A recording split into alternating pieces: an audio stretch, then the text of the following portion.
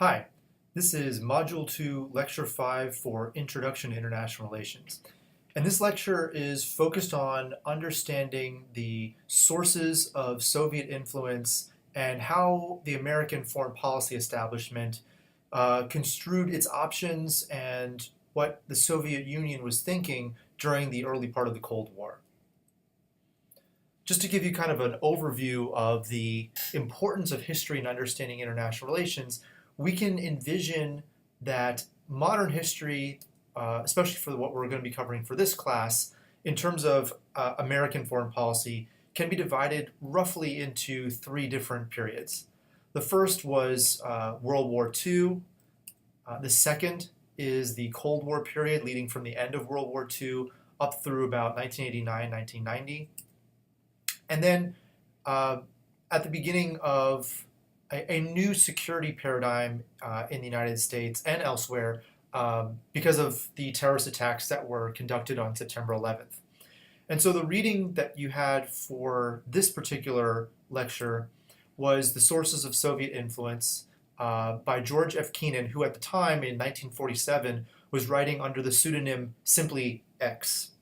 And if you're interested in the third period here, on the future of liberal democracy, I encourage you to read the article in the Minkston-Snyder Reader that's after The Sources of Soviet Influence, and that is by Francis Fukuyama, who wrote a rejoinder to an older article that he had written called The End of History, and this new one is called, or more recent article is called The Future of History.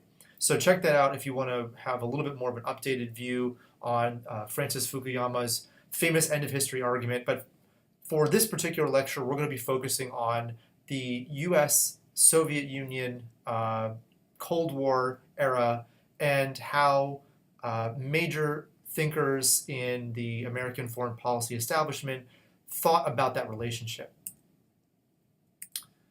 So I'm going to kind of summarize a lot of what the chapter in the book talks about. So the question that motivates the discussion in that chapter is, how can we explain Soviet behavior during the Cold War? What explains why the Soviet Union has a different approach to both their government and economic system, and how can the United States learn from that so that we can craft foreign policy that will hopefully reduce the likelihood of conflict between the two superpowers? And the answer to this question is, it's a function of both ideology and circumstance. So we're going to look at both of these things in the next few slides. To begin, it's really important to understand the ideology that the Soviet Union had adopted and how that colors their state behavior. So again, this is written from the perspective of George F. Keenan, who was a diplomat for the United States for decades.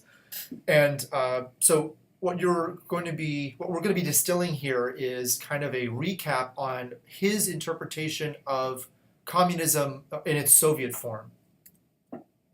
So first, the defining aspect of life in this kind of a system is producing and exchanging material goods. And this relates to the work of Karl Marx, who says that the history of humanity is one of material possessions, material goods. And so the most important thing that we can understand if we want to know why countries fight with each other, why there is intermittent periods of peace, he says that all of history is of a material nature. And so that is really the defining quality that kind of structures our lives as individuals and states in the international system. So communism is opposed to the idea of the economic system of capitalism on the basis that this causes a fundamental problem or conflict between the working class or the proletariat and the bourgeoisie or the capital-owning class. So under a communist ideology, capitalism inevitably leads to the exploitation of working class workers by the capital-owning class. And throughout history, we've seen examples of this, even in the American context, where the American labor movement really kicked off in earnest during the early part of the 20th century when women were working in a factory, and because the factory owners didn't want them to have breaks to be able to escape from the factory in which they were working, they barred the doors shut or chained the doors shut. Nowadays, of course, this would be a tremendous fire hazard, and for good reason. So there was a fire that started in the factory, and none of the people were able to escape. And this was on a weekend too. So this is, I think it was on a Saturday. So Americans confronted for perhaps the first time in this kind of a very salient way the difficulties that inhere in trying to manage our burgeoning economy and how we can still respect the rights of those workers who are enabling the economy to flourish while also making sure that we maintain our economic competitiveness. So lots of people watched as dozens of women perished in this fire, and it started a national discussion about how we can better protect workers. So this isn't to say that, throw the baby out with the bathwater. Obviously, there's a huge debate over in this country and in other countries about the role that capitalism has played in advancing human progress, human health, and other kinds of things. But again, this is from the communist standpoint, or from the Soviet variant, that capitalism leads to exploitation. And that's a bad thing. So the answer to that is we let capitalism just play out its course. It's doomed to end itself as the capital-owning class proves unable to adapt to change. And the big piece here that we didn't see in or throughout the world is that workers would unite and they would overthrow the capitalists and to change society to be more responsive to their own needs and wants. And then imperialism, the final phase of capitalism, leads to war and revolution. So this is kind of the sequential stages through which a Soviet communist ideology argues capitalism will eventually be the subject and source of its own ruin. So from the perspective of the communists, what happens when we see this transition occur, when capitalism ends, communism begins? What is it that you need in order to solidify this system for the foreseeable future and to maintain societal order? Well, they have an answer that perhaps not a lot of people would like, and that is you need a dictatorship in place, at least for the short term, so that you can maintain and restore order, because under a Soviet communist ideology, again, under the argument made by George F. Kennan, the Soviets want to spread their influence absolutely everywhere, and one way to make sure that that happens as in a way that's pervasive and totalizing is to have very strong top-down control over what happens. So governmentally speaking, a way to go about doing that would be to have an effective dictatorship that directs the course of how society is going to be run from the top level of the government on downward. And then I wanted to include this slide because, especially in our national discourse, there's a lot of discussion, not most of which is very intellectually robust, about these concepts, these buzzwords that we hear, especially during presidential election seasons or when tensions flare over some kind of political issue involving government expenditures or the role of the military. What kind of a society Americans see themselves as wanting to continue to have or to change in order to address some problems that the government faces. So here's a kind of quick and dirty side-by-side comparison of communism on the one hand and socialism on the other, so that you can get a sense of just exactly how they may differ from an abstract standpoint, and then we'll talk a little bit about how that may differ in a pragmatic sense. What is the impact on the ground, right? So communism, as I mentioned before, really began with the work of Karl Marx. That's where you get Marxism, and Friedrich Engels. And under a communist system, the means of production, right, factories and all those kinds of things, are owned by the government. And eventually, the idea is that the state will just wither away, and you'll have these workers who are going to be responsible for their own livelihoods, and they're going to be pursuing their own talents and desires, and that through these kinds of creative processes and being liberated from the alienation that capitalism causes, people will be better off.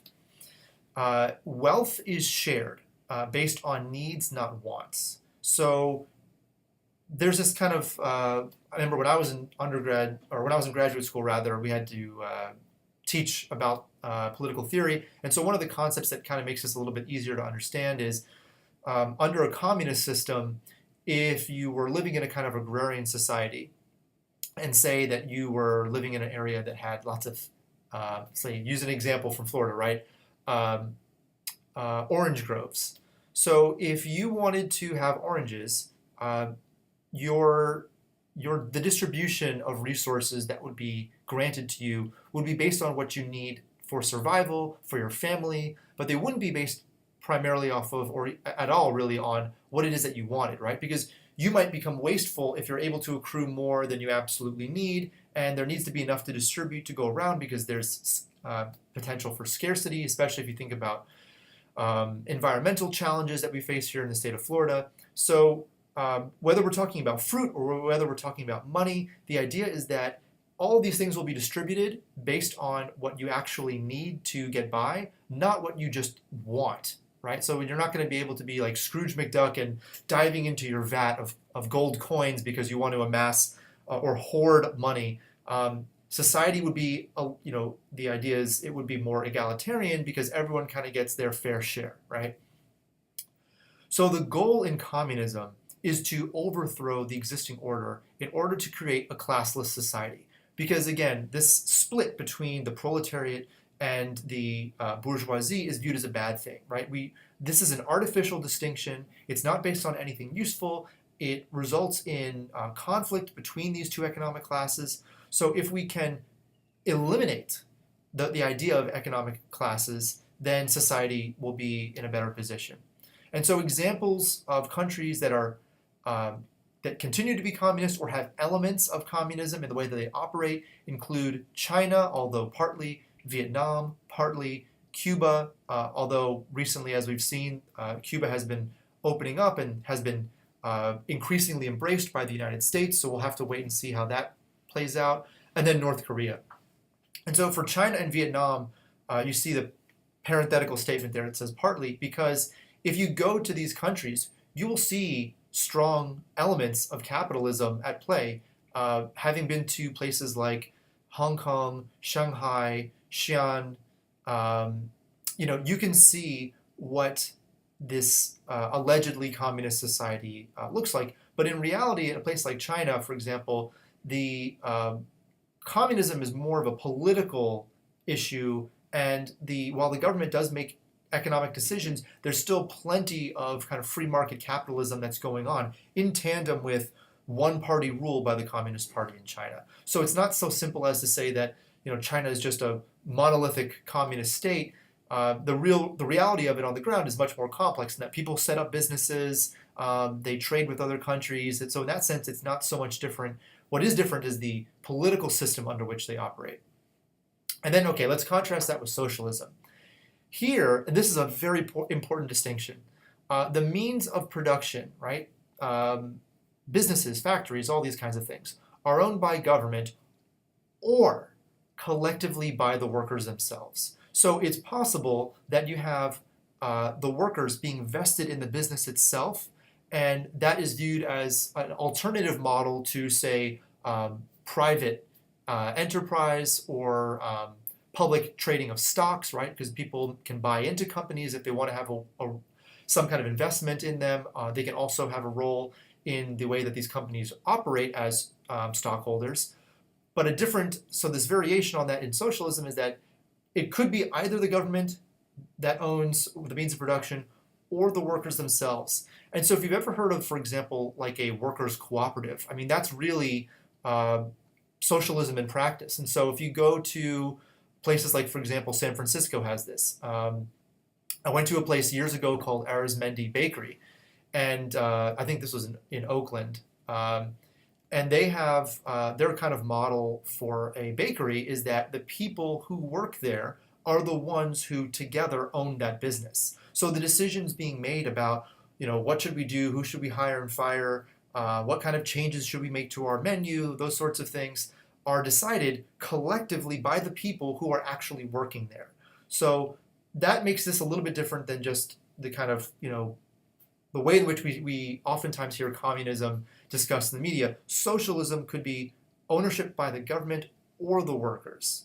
And in fact, there are companies in the United States, not just places like small bakeries, but large corporate entities that also have elements of socialism in them, where, for example, employees are allowed to have an ownership stake in a company.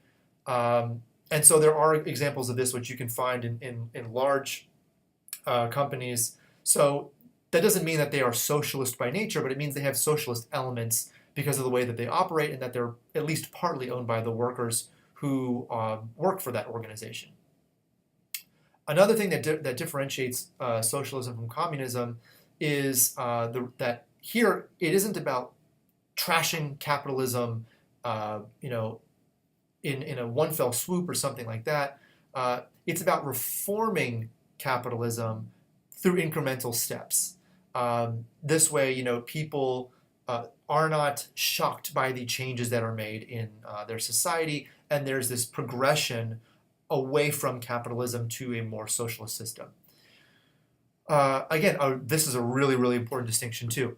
In a socialist system, wealth is shared based on your contributions, not your needs. So here, one of the criticisms that you have probably heard in the past by people or in the media is that, if we were to switch to a communist system or socialist system, people would have no incentive to work.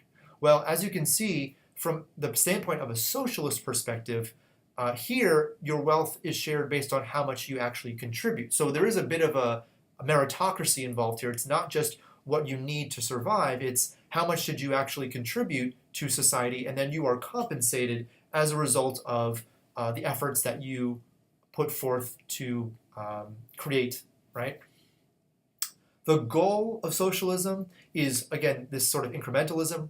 It's gradual redistribution of wealth and the formation of worker cooperatives. So it's less, the speed is less intense than communism, and the idea is that the major goal is to have people better off by virtue of a more equitable distribution of resources. And so examples of countries where you see elements of socialism or democratic socialism, which is kind of married with their political system, are countries you've probably heard of in the news, right? Canada, France, India, Norway, Sweden, the United Kingdom, the US partly, right? Like, for example, in the US context, people like to paint socialism and, say, democracy as being completely opposed to one another, but several of these countries, especially like your Norway, Sweden, are democratic socialist countries, and the United States has its own kinds of social welfare programs in place. Think about Social Security, right? You put into the Social Security system based on your paycheck, and then when you retire at some point, you are able to recoup some of what you put into the system that you can use to live off of. And it's not enough to live on for the rest of your life. You probably need some other kind of income at this point. But that is, at base, a kind of socialist system that we have in place here in the United States. So an important thing to think about when we categorize countries based on different systems, and we make decisions about how we want our country to look, whether these kinds of systems are viable alternatives for our own, it helps to look at conditions on the ground and what this means in practice. So I'm only going to show you one kind of way of looking at this, and there's certainly other ways as well, but it helps to kind of get our sense of, are these concepts resulting in negative consequences for the people who live in these countries? So here's a map of the world that's shaded by the GDP per capita, or gross domestic product per capita, that people in these countries earn. And so gross domestic product is a measure of economic wealth, and it relates to the total amount of economic productivity in a country divided by the number of people who live there. And so what you can see is that the places that tend to be darker pink or even red are the ones that have a higher GDP per capita, or they're wealthier in general. And the ones that are lighter in shade are the ones that have a lower GDP per capita relative to the ones at the other darker end of the spectrum. And so what you can see is that you've got countries that fall under like more of the socialist side in terms of some aspects of their government, not of course the entire thing, but look at the Nordic countries, right?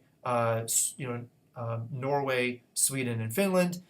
They tend to have among the higher gross domestic product per capita, and yet these are countries that have adopted more socialist-like systems than places like Australia, the United States, and Canada even.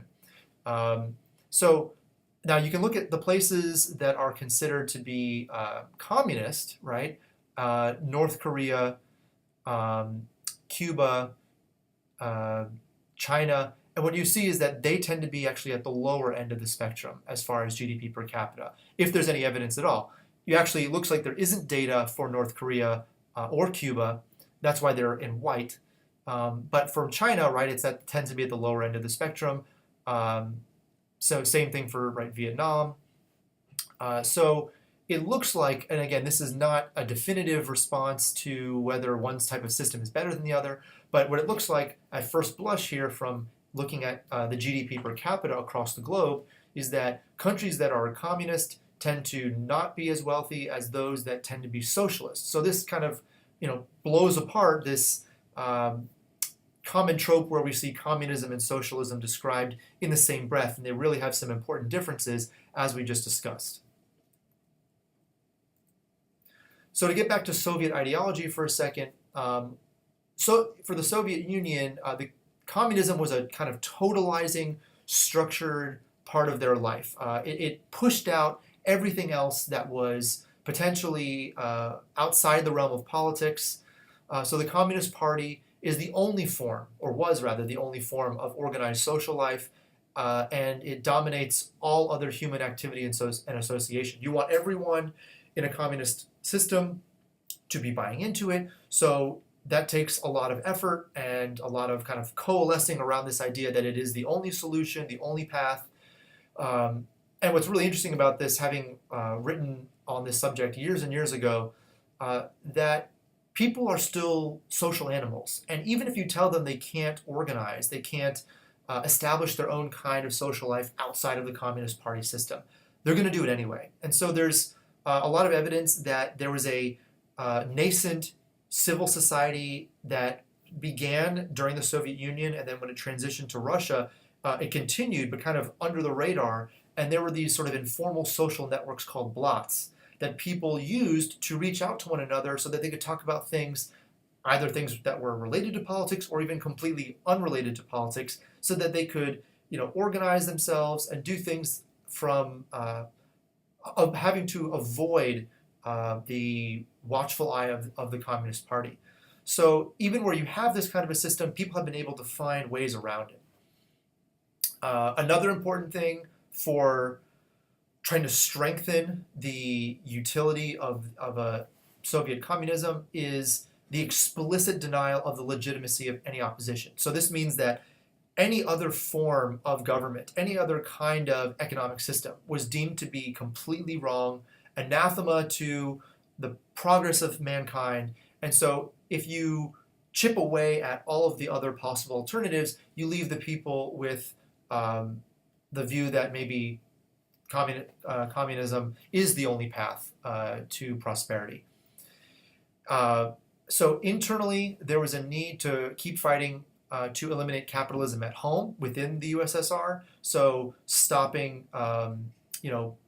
public uprisings, preventing people from challenging the communist system. But then externally, there was this effort to vanquish capitalism abroad. So it wasn't just enough to be communist within the Soviet Union, the USSR also had designs on changing the rest of the world so that, again, with the second bullet point here, no other form of governing or economic system could be viewed as legitimate, and the whole world would be, that's the ultimate goal, right, is to have workers of the world unite, and you need all of the workers in the world in order to do that. You can't have pockets of capitalism if you want to have a sustained global labor movement to overtake capitalism. So there's this external approach as well as an internal approach. But interestingly, the Soviet approach to this was, at least with regard to the second point about stopping capitalism abroad, to not worry, there's no rush. If you do this in an incremental kind of way, which again, it actually kind of gets back to the slide on communism versus socialism, right? Socialism was viewed as the more incremental of the two, the more gradual of the two. But under a Soviet communist perspective, they knew that it was going to take a long time to make the argument that communism is the preferred and optimal form of social organization. And so the idea was that they will wait to allow this to take hold, to build support for it. So you didn't need to overtake the rest of the world overnight. You could continue to gain footholds in other parts of the world and to root out capitalism from within its own borders in an effort to prove that communism is, for once and all, the best kind of system to operate under. So the person who wrote this article that I had you read, George F. Kennan, is very well known for being a strong proponent of this strategy to prevent the encroachment of the Soviet influence into other parts of the world. And this strategy, which he later kind of recanted a bit actually, is known as containment. And containment is the adroit and vigilant application of counterforce at a series of constantly shifting geographical and political points. What does this mean? It means that the United States deliberately tried to stop the Soviet Union from gaining influence in other parts of the world. And that was viewed as one way of preventing the spread of communism. So we talked in a previous lecture about the balance of power, and as I mentioned during that lecture, the Cold War was a time in which the balance of power was front and center. So this is, we're going to talk a little bit about this right now. The balance of power and its policies are, according to George F. Kennan, right, inevitable, it's essential to stabilize the international system, right? We looked at this in the other lecture. If you want to have this purely stable system, you can't have any one side, right, way more than the other. It's subject to the conditions of the international system, so you have to be mindful of the fact that it's not a static global international system. This is a system in which there are some actors which are rising while others are being diminished in their power. So we have to be aware of the kind of shifting sands of the power dynamics in the international system. And just a couple of kind of analogies here, right? I talked about the balance of power as kind of relating to physics, but it also could relate to, right, like homeostasis in the human body. If you get too hot, right, you're running a fever, your body has to then fight off an infection. And then from economics, the point at which the price that a product is offered perfectly meets with the quantity that are available. That's the equilibrium point. So that's the point at which price equals quantity, or price and quantity are meet in the middle. And so this is another kind of way of articulating the premise of balance of power, but in other fields. So, but balance of power in political science, and specifically international relations, refers to this this state of balance between major world powers. So how do you achieve a balance of power?